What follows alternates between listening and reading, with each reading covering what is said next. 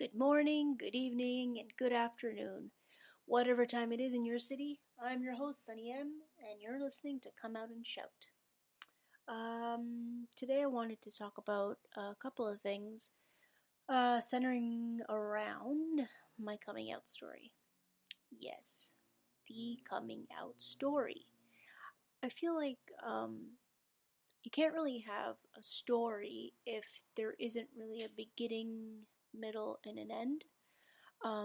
The reason why I say that is I don't think that you ever do stop coming out. I think your whole life as a queer individual is a story, and until you die, unfortunately, your story is still going. So that being said, it's not really. I guess it's a partial story. You know what I'm going to call it? I'm going to call it a my coming out chapter in my life. That's what we're going to call it. Life chapter. Let's call it a milestone. Anyway, so yeah, that's kind of what I wanted to talk about. I don't think that I have talked about it, and if I did, it was very, very short. So we're gonna talk about that. Yeah, so it's not so much that I realized that I was. I think I I I always knew I was different. When I was growing up, I knew that I had feelings that um, not that I didn't understand per se, but I feel like they were, I guess, like, I don't know what the word for it is. It's more so not wrong feeling, but it felt, to me, it felt natural. But in a bigger context, the concept of things being South Asian, I felt like maybe it was wrong of me to feel that way. So, anyways, I knew that I was like different because at the time I didn't know what gay was or what lesbian was. Obviously, when you're like, I must have been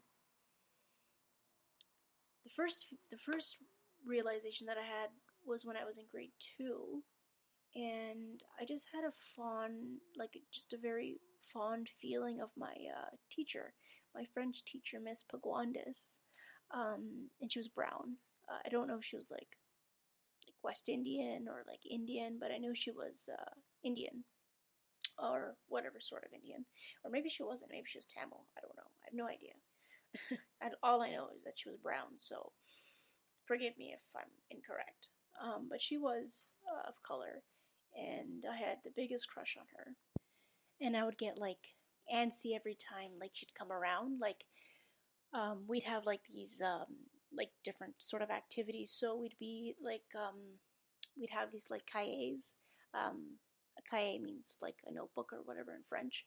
So we'd have cahier activities, and so she'd be coming around and checking up on us, and I'd always get like sort of like these tingly feelings in my like stomach, and I didn't know what it was. I just thought it was like it was normal. So yeah, that was my first encounter when I realized I might have a thing. Um, Again, you're a kid and you don't really know what it is. Um, so yeah, I just carried on with my day and my life as a child. And then it was grade two. So grade three, not so much of an encounter there, but in grade four, I and I've told my friends the story, and a lot of my cousins know the story as well. At least I think so. So I used to go to a babysitter, and one of my like my classmates also used to go to the same babysitter because they just knew my babysitter, like her parents and my parents just they just all knew each other like in accordance to the babysitter. So, anyway, so I after school I'd go to the babysitter and she'd be there as well, and so we were like sort of friends, I guess you could say. But like this chick was so like she was just devious and like anyways, I don't know why, but I guess I attracted some sort of feelings for her. And so one day we were playing Pictionary. Like, I don't know if you've ever played Pictionary. Um, I know people my age have probably, and people younger than me, like not that younger. But anyways, we were playing Pictionary and we ran out of paper. And so I just said to her, like, oh, innocently, I was just like, oh, let me go get my notebook. Like, it wasn't really a notebook, it was like a diary. And I was like, oh, let me get my, like, notebook, and then I can just tear a paper and we can play out of that. Having said that, I didn't realize that I had used that same, I guess, small little diary to write stuff about people that I didn't like. So, there were a couple pages where I had said things like of the sort, um, you know, this person's a fucking bitch, whatever, in that kind of sort of context. And in one of the pages, I had written, and I don't remember writing this. I happened to see it at the time, but it dawned on me that I had written a couple of things, and so she was flipping through the pages trying to find a blank page, and she saw all these like, I guess, written diary notes that I had, and in one of the diary notes, it said, "I want to have sex with Michelle Lopez." And when you're in grade 4, you're not thinking about sex. At least, I don't think any normal. Yeah. How old are you in grade 4? 8, 9, 10. I think you're like 8 or something in grade 4. Anyways, so yeah, so she happened to see that, and she looked at me, and she gave me this like stare, like, of utter disgust.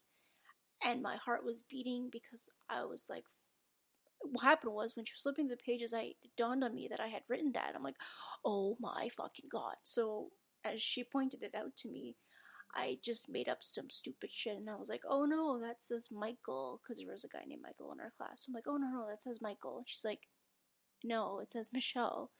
I'm like, no, it says Michael. That's how I spell Michael. So, anyways, so her exact words from this day I remember, in quotations, she said, "You sick puppy." Mind you, she's a Jehovah Witness. Like, her whole family is Jehovah Witnesses. But anyways, that's what she said. And so, anyways, she said she'd tear out the pages and throw it in the garbage, and my my naive ass believed her. So the next day at school, when we had, you know how you have recess in the morning, and then the bell rings, and then you start the day. So we were lining up, and I could hear whispers and people staring at me and in the lineup, and I was so confused as to why. Um, so as I was waiting in line, I heard whispers like, "Oh, there was something in the note." Like, it was just weird. Like, anyway, so then I got to class. Again, more whispering all period long, and like you have 2 periods before lunch. Like, I don't know how it works in other districts and countries, but where I was, in our elementary school, we had 2 class periods before lunch. So this went on for like 2 periods, mind you. And then the first bell rang for recess. And so, and then I guess there was like a hurdle of students talking to the teacher, and there was a couple of girls, and two of the girls were actually two of the girls were the ones that I mentioned in my diary, including Michelle, so 3. And they were all talking to the teacher, and then 2 of them looked at me, and I was like, oh, fuck. That fucking means this stupid bitch didn't throw out those papers, but she had fucking brought them to school, and might I add, she did. So she had shown the diary notes of me writing, this person's a fucking bitch. And then the notes, like, I don't know if she ever did show the teacher about me writing that I wanted to have sex with Michelle Lopez, but she did show her the one where I said this person's a fucking bitch. Anyways, so this carried on, and the teacher asked me, she's like, did you write this? I'm like, well, yeah, but I'm like, so what? It's my diary. I wrote this, like, not even at school. I wrote this in my house, so who gives a shit where I wrote it and what I wrote? It's my freaking diary, so I'll write whatever the fuck I want. Obviously, at the time, that's not what I said, because I was a mute little, Indian girl, and I was kind of, like, very self-conscious, and I was very shy, so I didn't really know how to stand up for myself.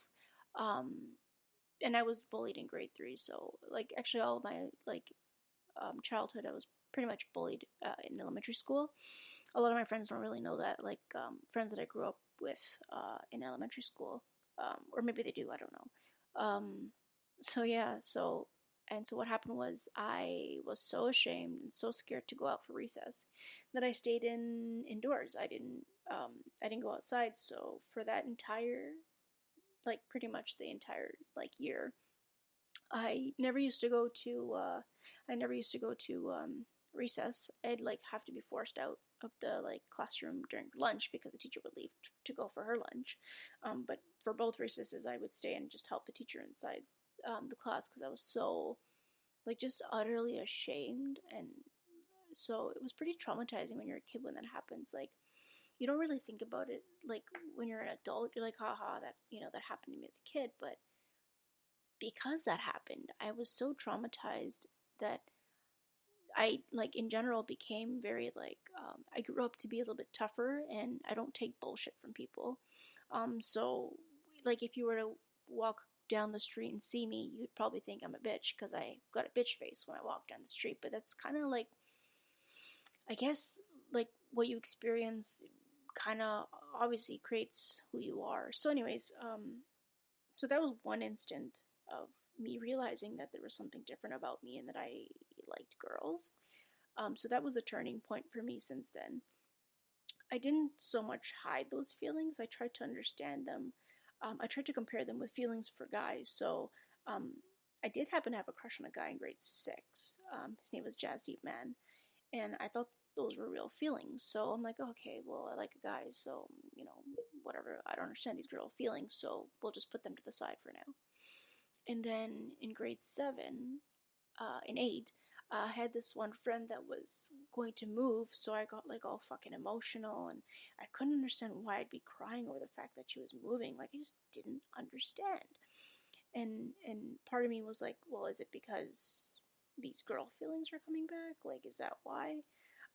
So then when I found out that she was staying, and she, like, meaning she did move, but she didn't move like, to another city. She was still going to the same school. And so I carried on, and I was like, oh, okay, I'm relieved she's staying.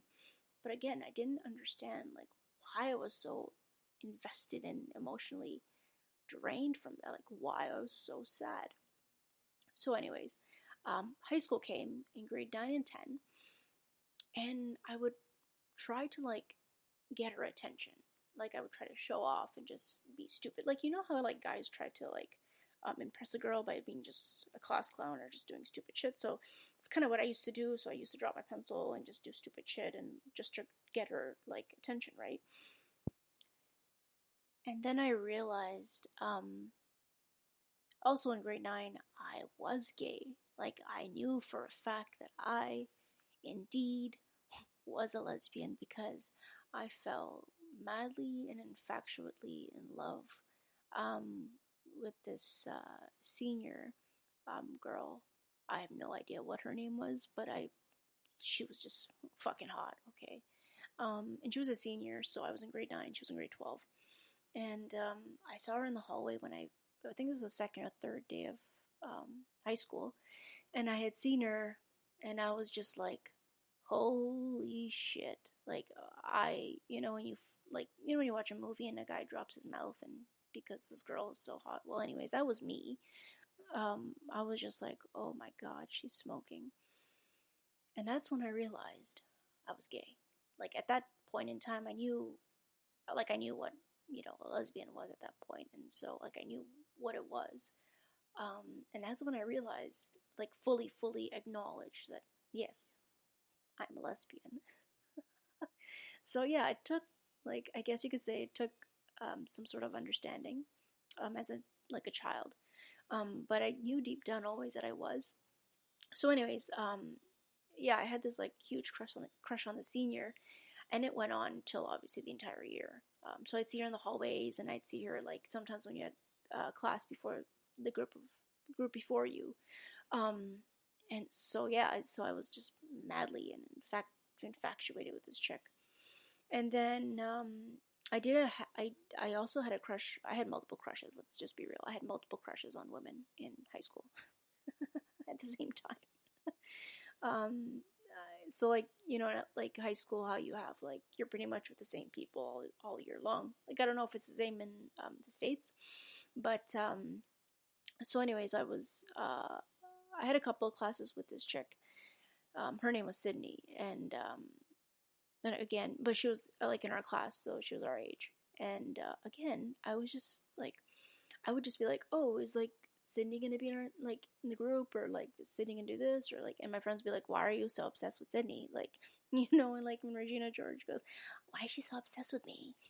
So it was pretty much like that. So one of my friends was like, why do you care if Sydney's in the group, or why do you care if Sydney's there? I'm just like, I don't know. And then I tried to like make it less awkward, because back then it wasn't at all normal to be gay. It was just like it was actually like kind of similar to back then, like when you'd hear about a chick being pregnant, it was like the biggest news. Like, oh my god, Kathy was pregnant. Like, oh, she got pregnant. Like, it was such a big deal. Like now, when it happens, it's become normalized. But back then, when I was growing up in high school, it was a big deal to be either pregnant or just not, aside from the normal teenage thing to do. It was such a big deal to smoke weed. It was such a big deal to be pregnant. It was such a big deal to be gay. It was such a big deal to be emo. Like, so there's many things that weren't normalized that are now, and I do wish that I was living um, in today's generation where it was so much easier. Again, that being said, it isn't easier for everybody. Even now, like I know a lot of people do deal with um, depression and anxiety, and their own mental health. Um, they go through different issues, so it's not always easy for everybody still now. But we've come up very far, I would say, from when I was in high school. So, anyways, so yeah, I had this crush on this chick. So my crushes carried on, and then in grade 10 and then 11, I felt like, and this wasn't just a crush. This like went past a crush now. So I was madly in love with Isabella Silva. She was one of my like good friends. Like we were just friends, and I felt so madly in love with her. Like at that point, that was my first like love. Like I had deeply madly in love with her. Um, and I would get like jealous, and this is when like my jealousies used to start. So I'd get jealous if she was partners with somebody else in a project, or you know just certain things that you realize that you fell madly in love with them because the way you feel. And yeah, so, and then when she would get hurt, like she was dating this like guy for a couple of months, and he was a tool. Let's be real. He dated like 10 girls at the same time. But anyways, and I would feel hurt that she was hurt. Like it would hurt me when she was hurt. Like it deeply get affected. So, anyways, so I was in love with her. So from grade 10 to 12, when we graduated, and then finally I did tell her that I was in love with her, and obviously she didn't. She did not feel the same way, but I told her. And in grade 12, that's when I started like fully acknowledging and looking into things. Like I knew it in grade 9 and 10 that I was gay, but I didn't really like search things up on the internet, like what is like queer stuff, like queer books, novels, um, movies and stuff. That's not where I was at that point. But when I graduated grade 12, and then my first year at university, that's when I came. Like I was just actually, I don't even know what I was searching on YouTube one time. I was searching, I don't know what I was searching, but this video of and if you've watched The L Word, Carmen's tribal tattoo. There was a picture of her waist, and I guess whatever. It just looked like it says. Honestly, I'll be honest, it said drum fucking. So I was like, oh, let's click that. I'm not a pervert, but it just looked interesting, so I clicked on it. And lo and behold, it was Carmen, played by Sarah Shahi, and Shane, played by Kate Menning. Um, and they were obviously making out and having, she was going down on her, whatever. But that was my first time watching, um, I guess, like a scene from the L Word. Again, I didn't know this was the L Word. It was just a video I found on YouTube. And so then I looked up and tried to find where the scene was from, and that's when I realized it was from the L Word. And I was like, oh my god. So that is when I fully like invested my rest of the time of my freshman year in university, looking and finding everything that was gay. And the problem with that also was when I was growing up, there wasn't like any representation of what what it meant to be gay as a South Asian. There was only like black and white lesbian, and like sometimes you'd see some sort of like Asian, like Asian lesbian, but like never a South Asian. And obviously, there's been discussions about the L word and how, um, it was very white. Like the first series was very white, so I guess they tried to, do a lot more inclusivity in the new series, the L Word Generation Q. That's gonna be another topic on its own, because I do find some problems with the way they, like, I don't fully find some problems with it, but I haven't actually watched it, but I read a couple of articles on it, and anyway, so again, another topic. But aside from that, I started looking and finding, articles and stuff on the L Word, and then I started watching the L Word. So I got so into it, and I was just like, just awed. I was like, holy shit. So I went through the entire series, and by the time I was done, this was so they had done up to season 5, and so season 6 was just airing then when I had just recently started watching it. So I was like freaking waiting for this new like season to come out. And I remember specifically when I was watching TV with my mom one night, and it was actually one of the moments where it was just like, it kind of dawned on me that holy shit, I'm gonna have to deal with coming out to my mom. So we were sitting and watching TV, and we were, I don't know, I think it was Showcase that we were watching. So, and I know that Showtime is the channel that L Word comes on. So I would assume that Showcase is the same thing as Showtime. But anyways, we were watching a show on Showcase, and the advertisement for season 6 came out, and I was like in my head watching it, and obviously I was awkward as fuck because there's a trailer of the season 6 L Word on TV while I was sitting with my mom, and so I just got so utterly quiet, and I was sitting on the other sofa, so I was able to like not show my face. And the first words, so after almost when the trailer was over, she was like, "What is this disgusting shit?" Like, and I don't think she was saying it to me. She just happened to say it out loud. She's like, "What is this stupid nonsense?" And that's when it dawned on me. I'm like, "Holy fuck! I'm gonna have to come out to my parents." Like, this whole time I was just like, "Oh, I'm gay, hee ha ha," like living my best life. And then it dawned on me, I'm like, oh my god, I'm gonna have to fucking come out to my parents. Like, holy shit, that's gonna just hit the shit fan. Like, that's just gonna be fucked. And let me tell you, it's still a process. So that was back in 2009, I think. Yeah, 2009. It is now 2020. Um, so, anyways, that's sort of my coming out story. Um, so when I came out to my parents, it was actually pretty recent. Like, the way it happened was the first time it happened. So it happened in 3 stages. So the first time it happened, it was like in 2011, and my brother and I were having a fight. And so what happened was he got all like aggressive and hateful towards me. So we were in the car at the time, and like with my mom and dad, and he was like, "Oh, how would you guys like it if you knew that your daughter was never marrying a man?"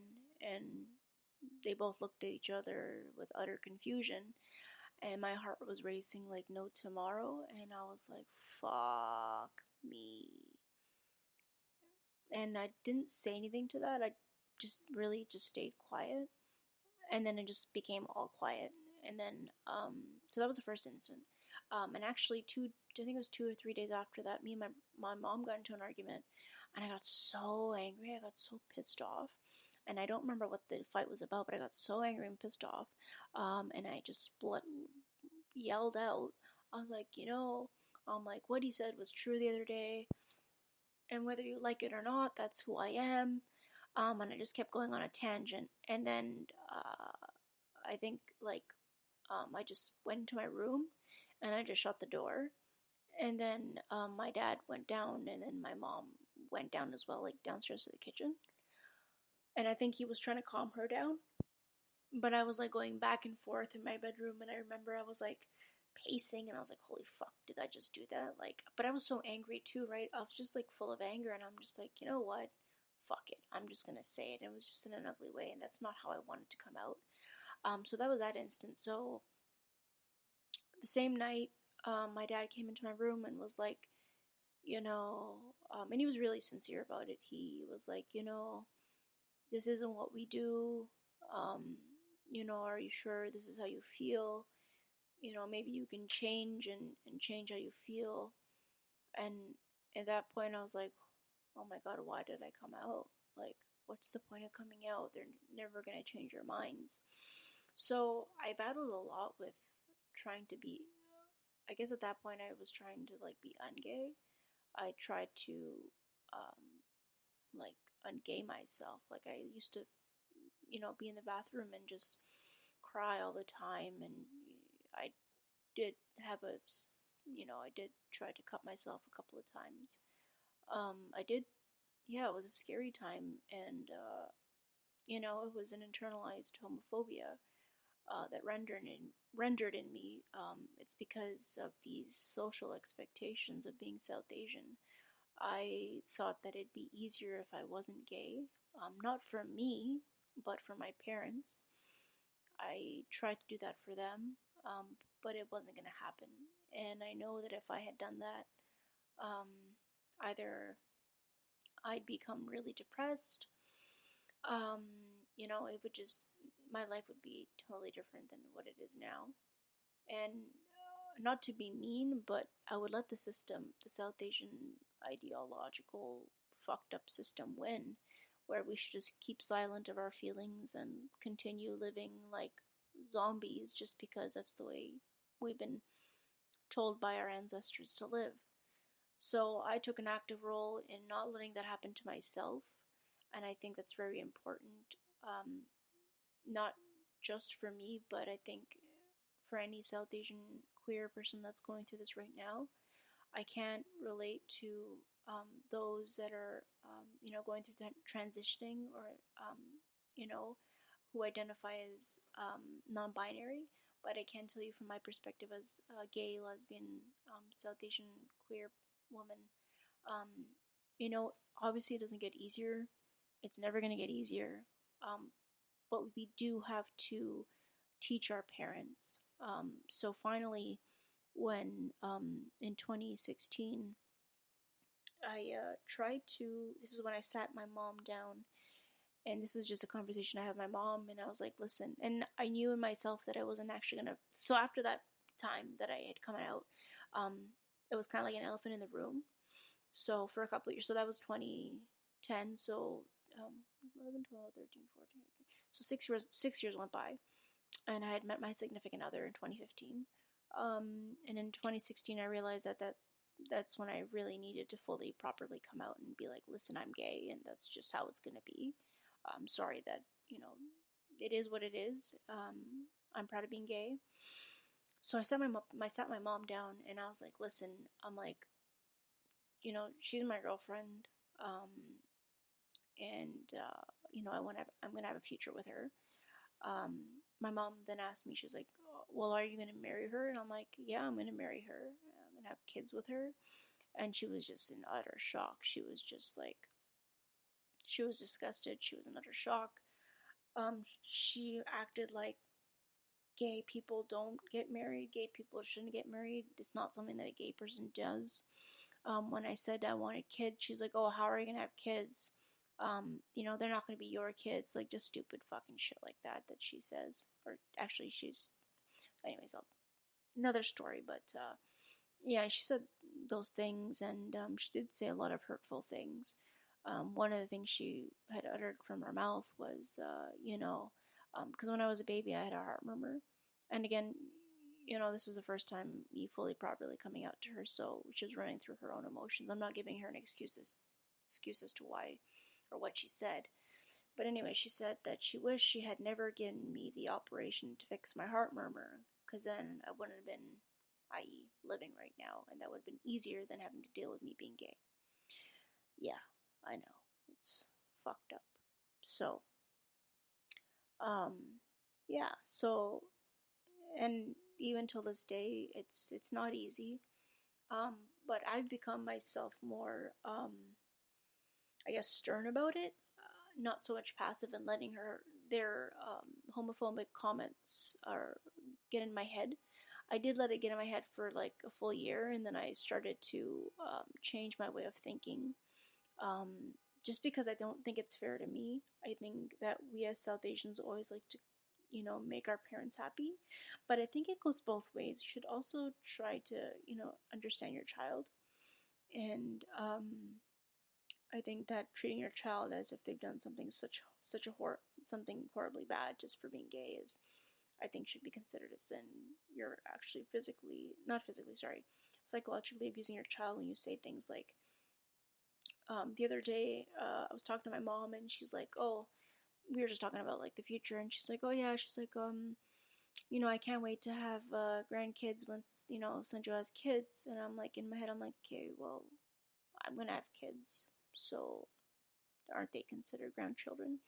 I remember when I told her that I wanted kids originally, she's like, "Well, they won't be considered grandchildren. They're not real grandchildren." What the fuck does that mean? Like, seriously, what the fuck does that mean? If I it's my child. It's my fucking child, and if you don't want to consider them your grandchild, then fuck you. Really, like, you know. So, anyways, I'm always going to be coming out to my parents. I don't think they fully still accept it. Um, I think they've come to terms that I'm, you know, not changing who I am. And I think that's a really big deal in the South Asian community because a lot of South Asians don't stand up to their parents in a way because they don't want to shame them or they don't want to make them feel bad or they don't want to ruin their reputation. But this fucking idea of reputation just needs to fucking die. Like, it's literally withering our spirits away. Like, I don't know anybody else that can agree with me, but this constant need to, feel like, you're accepted by society is just fucked up. And I'm glad that, our generation's changing things for the better. And I think that's an important movement because going forward, I feel like um, our community needs to change and be healthier in the way that we think. Oppressing your child for being gay is should be considered a sin. Just and you know what the fucked up thing about is that there's so much gender fluidity in like like Hindu mythology. Like if you like I watched Hindu mythology like when I was a kid. I watched a couple, and nowhere in that does it say there's no I've yet to see a written text that says being gay is a sin. Like in the Bible where it says being gay is a sin. Like there is no such thing of that in the Hindu mythology or Hindu text or anything like that. So I haven't seen it anywhere. So I don't understand where this notion even came up from. Um, if you gone to India, there is I don't know what the statues' names are. Like there's an area, it's like a temple ish. There's a name of it, but anyway, there's like sculptures and statues like created on like a building, and there's a lot of there's um, same gendered sexual sculptures and like there's just lots of sexual connotations on that sort of like sculptures, like they center around sexuality and like that's kind of where the Karma Sutra came from. Like I don't know the origins of it, but um, you know, sex and sexuality and gender fluidity and inter like just like there's like threesomes going up on the like I don't remember where, but I know that there's like a picture of like a sculpture of two women having like some sort of sexual encounter and stuff. So it's not like it's like I said, it's nowhere in the text where it says it's a sin like the Bible does. So it like I said, it's man created. Like somebody fucking wrote or somebody taught this person that that's just not how you are. A man and a woman are supposed to be together. They're supposed to have children. Supposed to be successful. Supposed to have a job. And that mentality just went on for generations, and that's just how our parents think. And I love the fact that our generation is finally questioning the way that our parents have done things. And it is to say that it's not their fault because they didn't have that space to educate themselves. They just kind of did what they knew, right? They never questioned it because they didn't think they could question it, I guess. And I'm glad that our generation is questioning everything now because it'll create this move to change. And going forward for people like me, there will be a space for discussion, an open discussion of your sexuality. So, um, yeah, so that's pretty much my coming out story. Like I said, we're always coming out. You know, I don't think I'll ever stop coming out till the day I die. I'm not fully like out. Like a lot of my relatives don't know, or if they do know, it's from other people telling them or finding out some other stupid way. But for the most part, I haven't really come out to my immediate family. Just obviously my friends know and some of my really close cousins. But for the greater being, my extended family doesn't know. So, and again, that's just a whole process on its own. And I hope to fully come out and just, feel free. I do, in a way, feel trapped. I will be honest with that. I do feel trapped. I feel like I could be more open. And, at the end of the day, it's just a mental thing. I just, in myself, I still have that guilt feeling. And I talked about this in other episodes where, you shouldn't feel guilty for being who you are. And the problem is because we've been so trained to feel guilty, to feel this internal guilt of, it's not okay to be selfish. Um, that that's partially the reason. But I do tend to fully come out eventually, and you know, uh, just feel free. Sometimes I feel trapped because, again, it's something that I can control. Like I can just, wake up one day and be like, "Fuck it, I'm just gonna fucking be out," and whoever doesn't like it doesn't like it. But I think in myself, I feel too. I feel responsible for wanting to be there if someone were to question my parents. So how come your daughter's like this? So um, eventually I do want them all to know, in any way that in any which way they do find out. Um, but that's my coming out story. Um, there are topics that I will be branching out in other podcast episodes, but I just kind of wanted to give you a general idea of my coming out, of how I realized it and the simple things. There's so much more complexity to that, in terms of, like I said, um, the anxiety and the mental health, like the mental depression that I faced before accepting myself was huge. Like, I still to this day still try to, sometimes they kind of haunt me, those feelings, but I try to, try to isolate them and destroy them in the way I can. And the only way I can is to just every day just say I love myself. I'm gay, I'm happy with myself, and that's all that matters. Really, that's all that matters. And if you're okay with yourself, then that's all that matters. It's not easy coming out to your South Asian parents. It's not. And I'm telling you this because I'm still trying to do it. It's not easy at all. I wish, I wish my parents were white that I could come out to and be like, hey, I'm not saying that all white parents are the same, but they take it in a different way than, you know, when I mean white, I don't mean like, Italian, because I know Italians, have a different feeling towards it.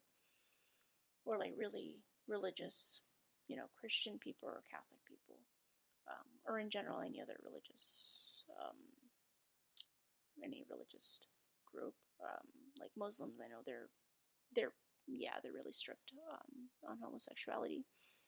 But anyways, that's kind of that's kind of what I wanted to talk to you about. So the next podcast, I'll be talking about femininity and masculinity, and the expectations that we as girls feel, and how guys feel, and trying to, I guess, talk about those identities so much from my perspective. So appreciate you guys tuning in. I do upload episodes every week and trying to do it more constantly. But again, thank you for listening. And please, if you have any questions, comments, or just want to feel free to reach out just to talk about whatever, I'm down to talk about whatever. So I can be contacted through my Instagram. You can just DM me, or alternatively just comment on the Instagram post. But yeah, you can find any questions you have, and then just ask me, and I'll be free to either talk about it on my next podcast, and we don't have to disclose who you are, but I do want it to be a safe space where people can ask questions, and I can, talk to you guys about it, because it's a safe space, and I feel like we need more of this, especially in our South Asian community. We need to come more together. I wish that we came more together as in comparison to this Black Lives Matter thing. I think in a large part, they do want to make a difference, and I feel like we as South Asians, we try to, but we kind of get buried, I guess, with all that's going on, and I think that in light of everything that's happening, I think that's also should be a reason to do the same in a different context. So, anyways, thanks again for listening, you guys. Tune in next time to the next podcast.